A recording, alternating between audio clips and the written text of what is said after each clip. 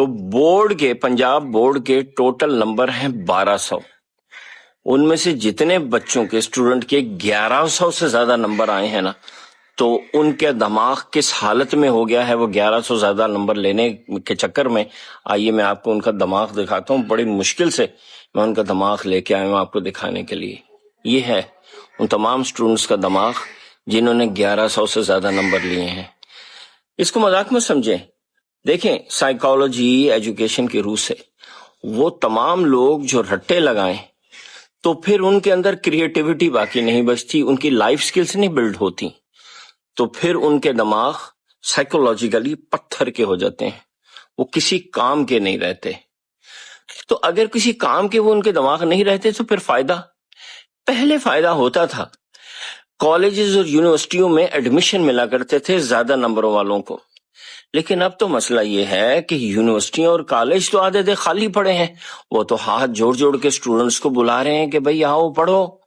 تو پھر اس کا فائدہ کس کو ہے؟ اسٹوڈنٹ کو تو نہیں ہے۔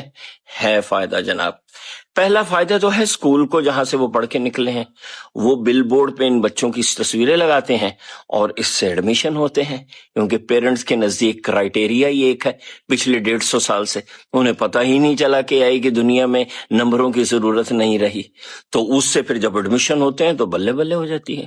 بعض اسکول تو 4 پوزیشنز آ جانا تو ان کی 2 برانچیں کھل جاتی ہیں، اوہ مزہ ہی مزے۔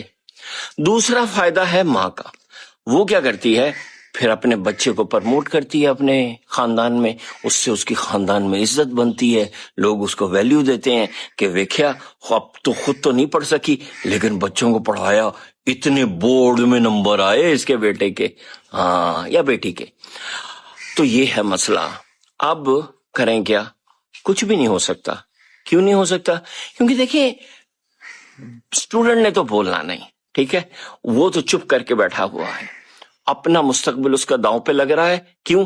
کیونکہ اسے یہ سکھایا گیا ہے کہ بڑوں کے آگے نہیں بولتے، اور بڑے ان کا اپنا فائدہ ہے، تو سسٹم کون ٹھیک کرے گا؟ کوئی نہیں۔